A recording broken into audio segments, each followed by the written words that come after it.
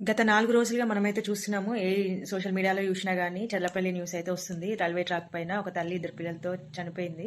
So, ఇంక దానికి కారణం ఏంటో మనకు తెలీదు గానీ ఒంటరితనం అనేది తేలింది. ఆ పిల్లల పట్ల ఆ తల్లి చేసింది 100కి 100% రాంగ్ అని నేను అంటున్నాను. సమాజం మనల్ని ఒంటరిని చేసిందని చెప్పి ఆ తల్లి చనిపోయిందని న్యూస్ అయితే వస్తుంది. పుట్టేటప్పుడు ఒకరమే వస్తాము, పోయేటప్పుడు ఒకరమే వెళ్తాము. మధ్యలో ఎవరు తోడు లేరని చెప్పి ఇలాంటి డెసిషన్ తీసుకోవడం అయితే చాలా రాంగ్ అని నేను అంటున్నాను.